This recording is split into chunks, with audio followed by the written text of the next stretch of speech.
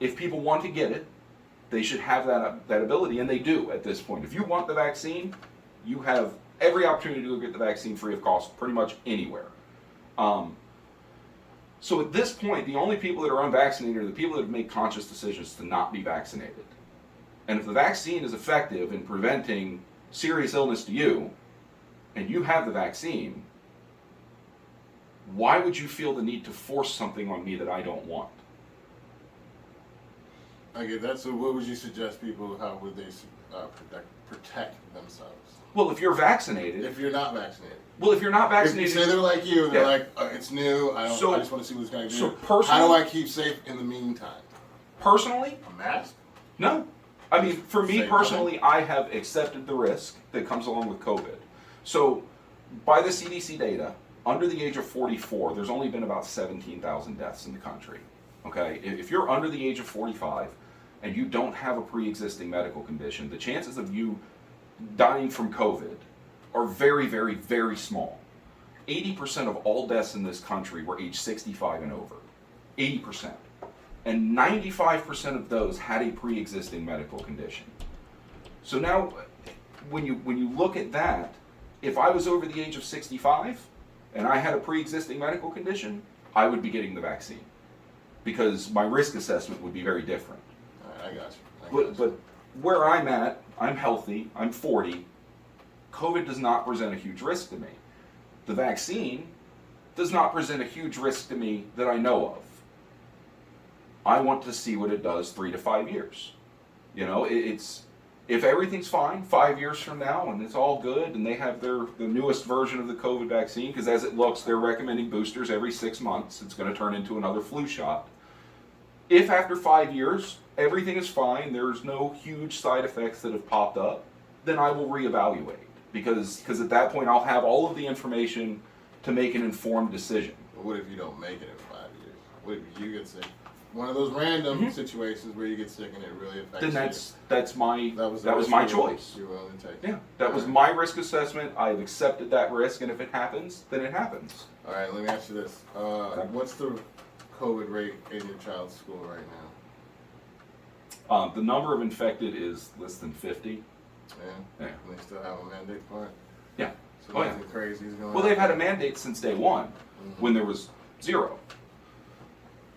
I mean, and they at one point they had a plan for how we remove the mandates, but 2 weeks ago they removed the plan for how to remove the mandates. So now they want the mandates to be indefinite, which I'm not okay with. You know, it's again, like I said, back in the beginning when we didn't know what was going on, I was on board. I wore my mask, I social distanced. But once we got enough information in, and once we got some curatives and treatments in place, it didn't make sense to continue surrendering our freedoms to the government in the name of safety, which is always a dangerous thing to do, because once you give your freedoms up to the government, you do not get them back. You know, it's hard to get. Yeah, if there is a crisis and the government takes power from the people, when that crisis is gone, very rarely does that power ever go back to the people. And that's ultimately the overriding theme in all of this, and in all of the mandates and everything that's going on is a fear of the federal government and even the state governments taking too much power from the people that they're meant to represent. They're supposed to work for us, not rule over us. And right now they're doing a lot of ruling over us. Now you have something like Australia. What's going on in Australia is frightening. Australia, up until 5 years ago, we considered basically a sister. I mean, their society was structured very similar to ours. Like, they had a lot of the same freedoms, they had a lot of the same cultures, we shared a lot of that. Now they are 80% of the population of Australia is under stay-at-home orders. They have military walking the streets enforcing lockdowns. And we just gave them a submarine. So, and now we're going to give them a nuclear-powered submarine fleet. And on top of that, they've got mass riots with thousands of people overrunning police lines in the middle of Melbourne and Sydney right now. Really? They've brought in power cores to shut off the internet in those two cities so nobody can get pictures out. It's absolutely ridiculous, and that's all from lockdowns. They've said we're going to build quarantine safety centers, which is really a nice way of saying concentration camp. Okay. I think they want to do that here. I think why? Just to keep people safe or control? no, or I don't believe that very much of what's going on right now in relation to COVID is about public safety anymore. I just don't.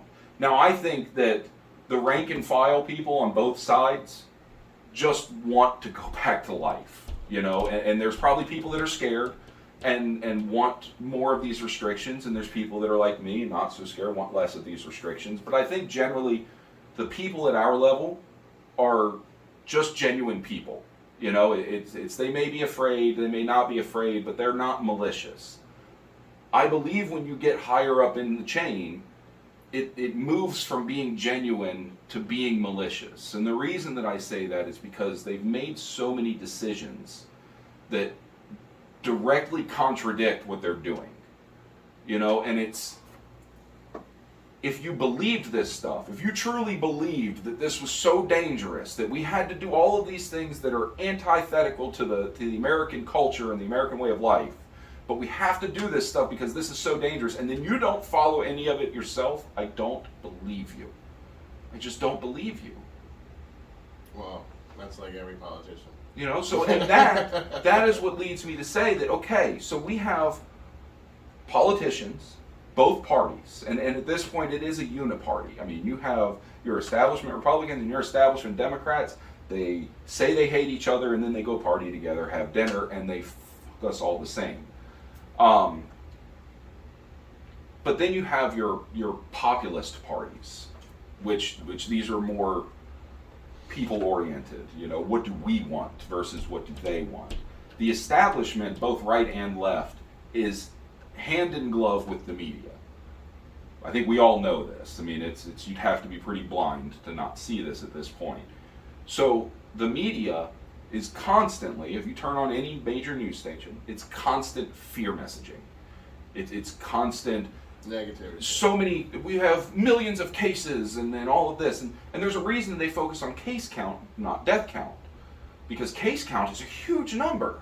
You know, it's you can throw out 10 million, 50 million cases, but we get 300 million cases of the common cold every year and nobody cares. Why? Because nobody's dying from it. Okay? That death counts is what really matters. Like, that's at the end of the day, when you're talking about a disease, you care how many people are dying from it. I got you. All right, let's go into the what if All right? scenarios. Back to the schools. This is the last topic on the schools. All right. Well, maybe not. So let's say it does get worse. More children are getting sick, and they give you a choice for online schooling again or in-person schooling. So in the state of Virginia, that's illegal. They passed, before this school year started, SB 1303, went through the General Assembly, was voted into law, was signed into law. And SB 1303 states that the state is required to provide in-person learning for all students. I mean, that is the point of the bill. The only thing they can do is if there's a spike in COVID rate, they can shut down a school, not a school system, a school for 2 weeks to clean and disinfect the school, and then they have to bring students back.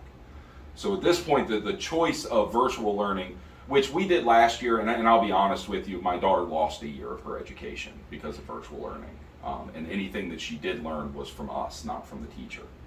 Virtual learning is a joke. Especially for the younger grades, because I mean, you have to think about the target audience. This is 6, 7, 8-year-olds.